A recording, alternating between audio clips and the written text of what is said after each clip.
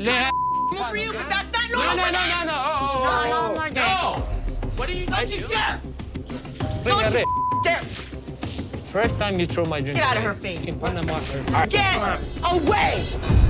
Don't you dare! Okay, how did we get here? What is happening? And why is Gino's hat on backwards? Has he transformed into some sort of party animal? During the day, he is just Gino, but at a certain point in the night, he decides that his inner party animal cannot be contained anymore. Cheers, brothers. I've been saying this for years, but they need to have a 90-Day Fiancé museum. You know, they could have Gino's hat collection, Danielle's divorce papers. They could even have a slice of that unripe orange that Asuelu spit out. It could be preserved in a little case. So anyway, where did we leave off last time? Oh yeah, that's right. We have to go back a little bit because Natalie started throwing glass around. And then of course, as soon as that happens, Josh is like, you see, this is the issue here. This is the cycle we're trying to break. Can a guy in a committed relationship just plan a trip to Vegas with another woman without telling his girlfriend every once in a while? I mean, geez, get off my back. So yeah, just to give a quick summary, Natalie was very upset about the whole thing happening with Josh and Sophie, but instead of taking it up with Josh, she just took it out on Sophie. She was going to just leave, but then she decided to go back in and hit Sophie's drink out of her hand, which shattered on the floor right near Jasmine's feet. So now she is just dealing with the aftermath of all of that. Yeah. I'm so glad. Uh-oh, here we go. Fix it. You started, you fix it.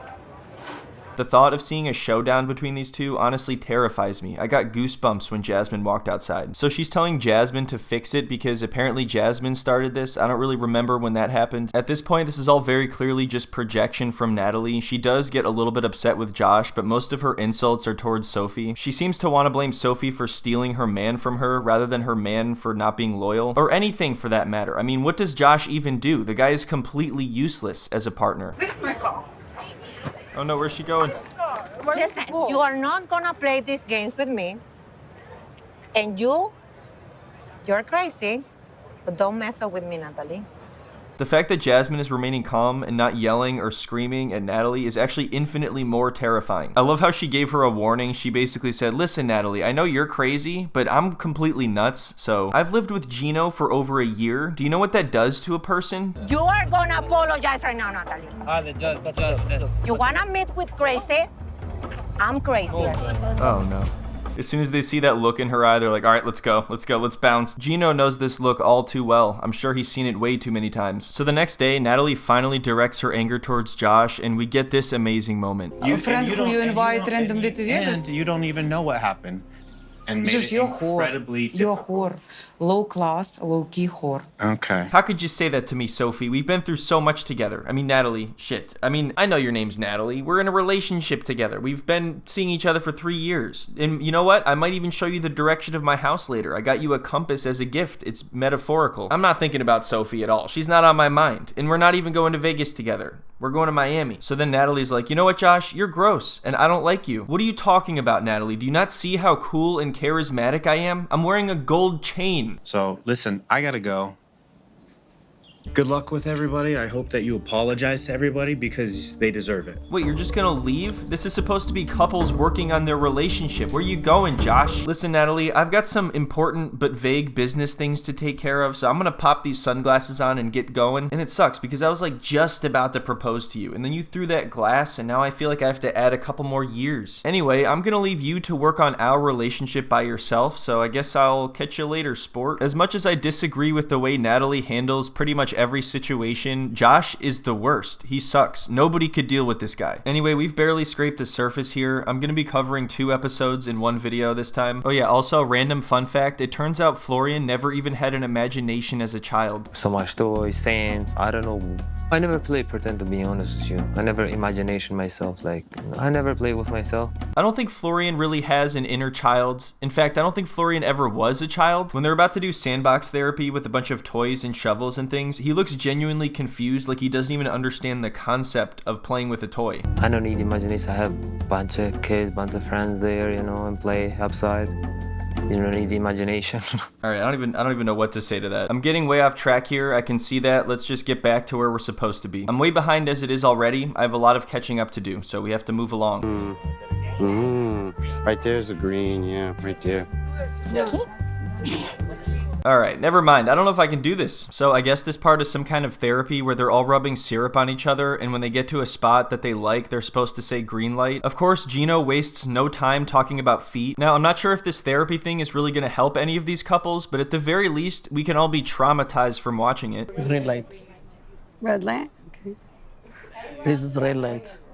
Ari, I think it's all red light. This is your green light right here. Okay, red light. This is green light. Come on, Bini, this is green light. I know you love it when I brush your head with a paintbrush. We used to do this all the time, alright? You like it. I know you like it because I'm telling you that you like it. Do you want to save this marriage or not? You do? Good. Now let me paint your legs. Bini, if this brush doesn't touch your thigh, you're never getting your TikTok back.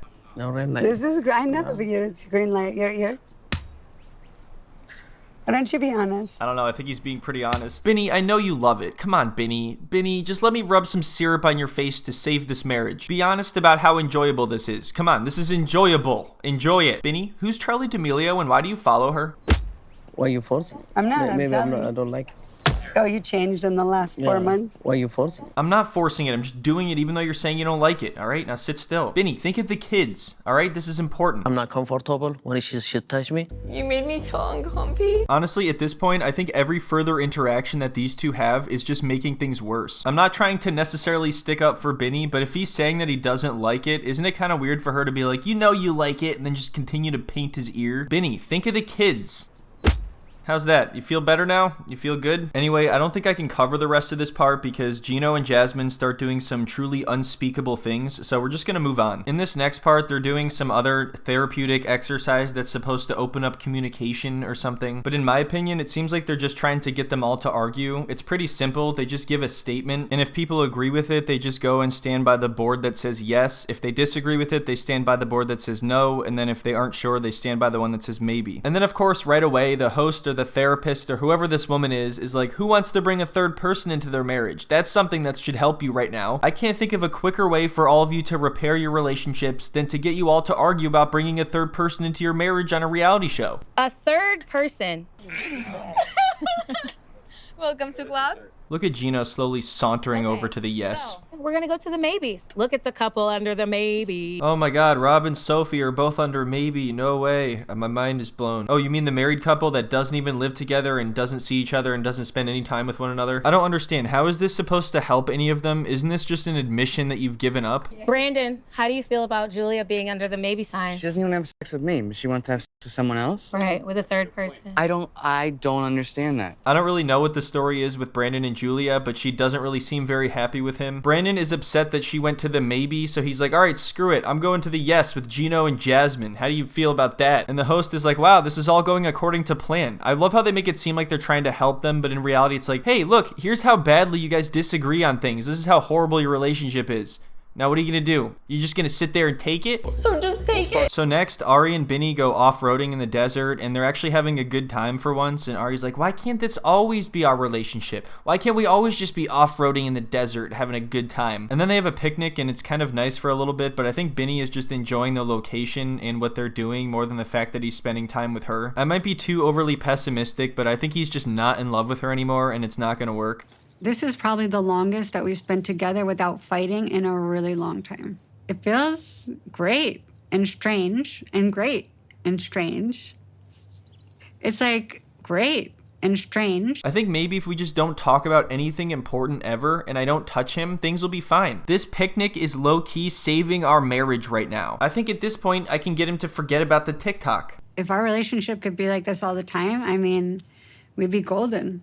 Man, if our relationship could always be this perfect, then it would be perfect all the time. If we could just like picnic and have an endless vacation, then we would be golden. So moving on, Natalie's preparing to apologize to Sophie in front of Jasmine and Julia. And right away, everyone's like, oh, we gotta move the glasses and the scissors out of the way. Natalie's coming. What are you doing? No glasses. I feel like sort of bitch energy right away. Move the glasses away. Oh, move the scissors away. Natalie came and I'm like, yeah. I definitely understand that they're all just fed up with Natalie at this point, but I don't know if riling her up even more is the best idea. She brought a lot of this upon herself, but if she's genuinely going in there to apologize, then I feel like they are just being childish. But I also can't say I blame them for just wanting to be done with her completely. Girls, I want to say something. Would you let me to speak? My behavior was inappropriate and I apologize for that. When I was at school, I was bullied a lot. I feel like insecure and it just projects on other people. So everyone else chimes in very quickly to say that they were also bullied and they don't treat people the same way. I don't doubt what Natalie is saying, and she did try to clarify that she's not using this as an excuse, but just trying to explain. But at the same time, if you're in your 40s and you throw glass at someone's feet and then immediately talk about how you were bullied in high school, I don't think people are going to be very receptive to that. He did invite me to Vegas, but that's on him. Before I could even talk to you, you was purposely touching my husband, rubbing his arm, only in front of me. You kept grabbing his arm. You didn't touch any of the other guys. You was clearly trying to make me jealous, and that's my husband. Sophie, I hear you, but in Natalie's defense, Rob is barely your husband. I mean, we're talking about Rob the knob here. You're gonna get all possessive over him. Everyone's here with their shitty husbands like, hey, you better stay away from my shitty husband. But I do understand that Natalie was doing this just to get on Sophie's nerves. Like, that's besides the point. I understand. All I'm saying is, did we all forget Rob's little dance when Sophie first arrived in America? Look at him over there. Are we just gonna pretend like that didn't happen? And she said that he can get away with it because he's American. What kind of perception do the British have of Americans if they think he can get away with that? Wait, what was I even talking about? Oh yeah, Sophie was telling Natalie off, and as you can see here, Natalie is very receptive to all of this. So you was already disrespecting me and didn't allow me the place to come to you.